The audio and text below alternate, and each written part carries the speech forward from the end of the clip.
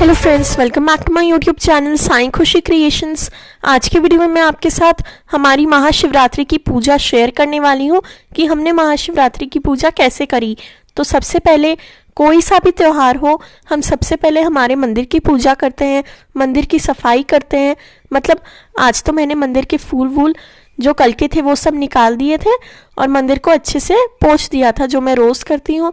इसके बाद मैं मंदिर के लड्डू गोपाल, जो दोनों लड्डू गोपाल हैं, उन्हें स्नान करके बैठाऊंगी। मेरे साईं बाबा का भी स्नान मैं करा रही हूँ। इन तीनों का तो हर त्यौहार पर मैं सबसे पहले स्नान कराती हूँ। कोई सा भी त्यौहार हो, पहले ये तीनों ही तैयार होते हैं, दोनों लड्डू गोपाल और हमारे साईं बाबा। तो ये देखिए, दोनों को मैंने सेम ड्रेस पहनाई है, छोटे वाले लड्डू गोपाल को भी और बड़े वाले लड्डू गोपाल को भी। जो ड्रेस मैंने घर पर ही बनाई थी और जो ज्वेलरी उन्होंने पहनी है वो भी मैंने घर पर ही बनाई है। अब लड्डू गोपाल को तुलसी माला पहना देंगे, बांसुरी लगा उनको दे देंगे।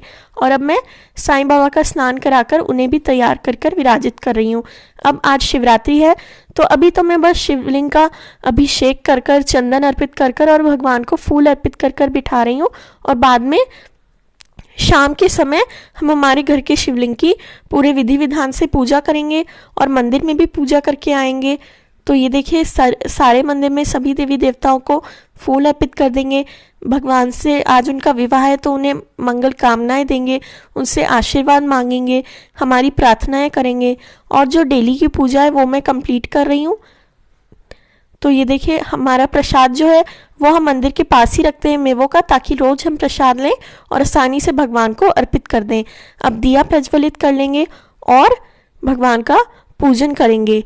आज के दिन महादेव को आप हल्दी अर्पित कर सकते हैं। ये बहुत सारे लोगों का क्वेश्चन था, इसलिए मैं आंसर कर रही हूँ।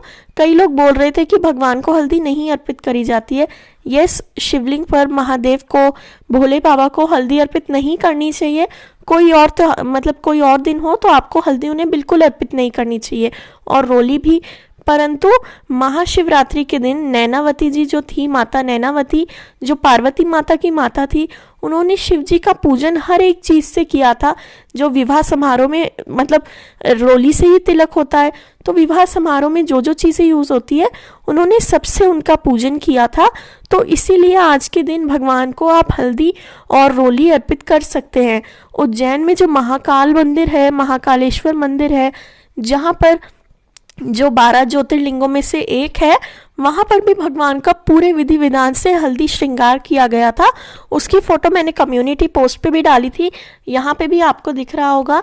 तो इसलिए आपके मन में अभी भी कोई शंका है तो आप उससे दूर कर दें। अगर आप नहीं लगाना चाहते हो तो मत लगाएं, पर वो लगाना गलत भी नहीं है। तो ये देखिए, मैंने रंगोली बना ली है। भगवान को धूप दिखा देंगे हम। ये धूप मैंने आपको दिखाई भी थी कौन से पैकेट से मैं यूज़ कर रही हूँ। त्योहारों पर हम ये वाली धूप प्रेफर करते हैं यूज़ करना, क्योंकि इसकी सुगंध बहुत अच्छी है। और बाकी दिन हम मंगलदीप की धूप यूज़ करते हैं, या फिर हरि दर्शन, मंगलदीप और हरि दर्शन की धूप हम मोस्टली यूज़ करते हैं। तो ये देखिए, आरती कर लेंगे सबसे पहले धूप से, फिर हम दीपक प्रज्वलित करके और दीपक से आरती कर लेंगे और कपूर आरती भी करेंगे। कपूर आरती अगर आप किसी वजह से रोज़ नहीं कर पा रहे हो तो भी त्योहारों पर तो आप ज़रूर से करें। कपूर आरती का विशेष महत्व होता है हमारे पूजा पाठों में। तो ये देखिए, रंगोली भी बना ली है, पूरी पूजा भी हमारी कंप्लीट हो गई है। और अब मैं आपको हमारे जो बड़े वाले साईं बाबा हैं उनका मैंने श्रृंगार किस प्रकार से किया है वो दिखा देती हूँ। तो मैंने साईं बाबा को ऑरेंज कलर के कपड़े पहनाए हैं, रुद्राक्ष की माला पहनाई है। और ये फूलों की माला, ये असली फूल है जिन्हें आप 1 साल तक, ये फूल खराब नहीं होते हैं, इन पर बस थोड़ा पानी स्प्रिंकल करते रहना होता है। तो ये हम न्यू ईयर को लाए थे, तब से हम ये पहनाते हैं। अब ये देखिए, ये जो उपवास का खाना है, क्योंकि आज सभी का व्रत होता है, तो व्रत का खाना है, यही हमने घर पे बनाया है क्योंकि सबका व्रत है और इसी का हम भगवान को भोग लगाएंगे। हमने साबूदाना खिचड़ी, साबूदाना वड़ा, साबूदाने के पापड़, कचरी, आलू के चिप्स, हरी चटनी, दही और मखाने की और साबूदाने की खीर बनाई है। अब हम मंदिर जा रहे हैं। तो ये देखिए, ये मंदिर जैसा मैंने आपको बताया था हमारे घर के एकदम सामने है। आप गली से निकलेंगे तो एग्जैक्टली सामने यही मंदिर है। तो ये बहुत बड़ा मंदिर है। जो हमने गणपति जी की पूजा करी थी वो भी हमने यहीं आकर करी थी। शिवलिंग भी यहीं पर है, यहीं पर हम पूजा करने वाले हैं आज के दिन। तो ये देखिए, अब हम पूजा करेंगे। और एक बहुत अच्छी चीज़ जो हमने नोटिस करी थी कि जो हम माता गौरी बनाकर गए थे पूजा में, वो माता गौरी अभी तक वहाँ पर थी। तो ये देखकर हमें इतना ज़्यादा अच्छा लगा। और माता गौरी वहीं पर विराजित थी। सभी ने उनकी आज के दिन पूजा करी। जो जो मंदिर में पूजा करने आया था सभी ने हमारी माता गौरी की पूजा करी। तो भगवान शिव को माता गौरी के साथ बैठना था। इस महाशिवरात्रि उन्हें उन्हीं के साथ पूजा करानी थी, तो उन्होंने माता गौरी को वहां पर पहले से ही स्थापित करा दिया। और पंडित जी ने भी मूर्ति नहीं हटाई। अब ये देखिए, पहले से भी कई लोगों ने पूजन किया है। आपने देखा ही होगा, हमारे घर के पास ज़्यादा भीड़ भाड़ नहीं है, ज़्यादा लोग नहीं रहते हैं, तो सब आसानी से पूजा कर पाते हैं। वहीं अगर आप मेन मंदिर के पास जाएंगे तो वहाँ पूजा करना बहुत डिफिकल्ट हो जाएगा, वहाँ पैर रखने की भी जगह नहीं मिलेगी। तो इसलिए हम हमारे घर के पास वाले मंदिर में ही करते हैं पूजा। तो मेरे मम्मी पापा ने भी पूजा करी, मैंने भी पूजा करी, सभी ने पूजा करी। तो भगवान का जल अभिषेक कराएंगे, पंचामृत से अभिषेक कराएंगे। जैसे जैसे पूजा मैंने आपको सिखाई थी वैसे ही मैंने भी पूजा करी है। फिर भगवान को सफ़ेद चंदन, पीला चंदन सभी कुछ अर्पित करेंगे। जो जो मैंने आपको बताया है सेम उसी प्रोसीजर से मैं भी पूजा कर रही हूँ। पर आज भगवान को हम हल्दी, ये देखिए हल्दी और रोली भी अर्पित करेंगे। हल्दी रोली मैंने आपको जो मैंने पूजा सिखाई थी उसमें सिर्फ बताया था कि आपको इस्तेमाल करना है, लगा के नहीं दिखाई थी, क्योंकि उस दिन महाशिवरात्रि नहीं थी। और महाशिवरात्रि के दिन के अलावा किसी और दिन हमें नहीं लगाना चाहिए भगवान को रोली, कुमकुम, हल्दी ये सब, इसलिए मैंने नहीं लगाया था। बट आज के दिन लगाते हैं इसलिए मैं अर्पित कर रही हूँ। तो ये देखिए, हमें हमारे जो भी विधान है पूजा का उसे बदलना नहीं चाहिए। मतलब अगर मैं आपको वीडियो में दिखा भी देती तो वो गलत होता, क्योंकि उस दिन तो महाशिवरात्रि नहीं थी। बट महाशिवरात्रि के दिन आप हल्दी रोली अर्पित कर सकते हैं, तो इस बात की शंका अपने मन में ना रखें। इसके बाद हम भगवान को वरमाला धारण कराएंगे। पति पत्नी मिलकर पूजा करें तो बहुत अच्छा होता है, पर अगर नहीं कर पा रहे हैं तो अकेले भी पूजा कर सकते हैं, कोई प्रॉब्लम नहीं होती है। फिर हम जो आंकड़े के फूलों की माला लाए हैं, मदार के फूलों की माला, धतूरे सब अर्पित करेंगे।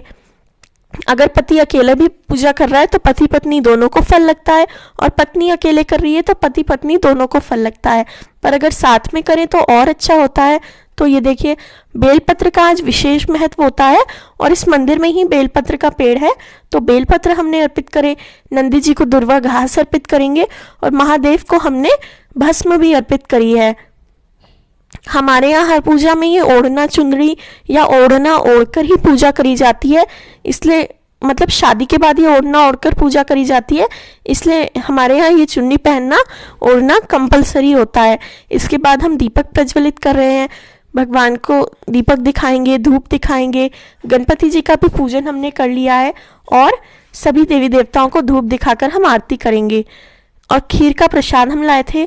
शंख का भी कई लोगों को डाउट था, ये शंख मंदिर में बहुत पहले से रखे हुए हैं, और ये मंदिर भी बहुत ज़्यादा पुराना है। महादेव की पूजा में शंख इस्तेमाल नहीं करे जाते हैं, बट वो शंख वहाँ पर रखे हैं, और शंख रखना बहुत शुभ होता है। उन शंखों का भी रोज अभिषेक होता है, शिवलिंग के पास अभिषेक रोज होता ही है, इसलिए उन शंखों को भी वहीं पर रखा गया है। और हमारा घर होता तो बात अलग है, बट ये मंदिर है तो यहाँ पर तो हम शंखों की पोजीशन बदल नहीं सकते, तो इसलिए वो शंख वहीं पर हैं, और वो इतने वर्षों से वहीं पर रखे हुए हैं। इसके बाद हम भगवान की आरती करेंगे, उन्हें पुष्प अर्पित करेंगे।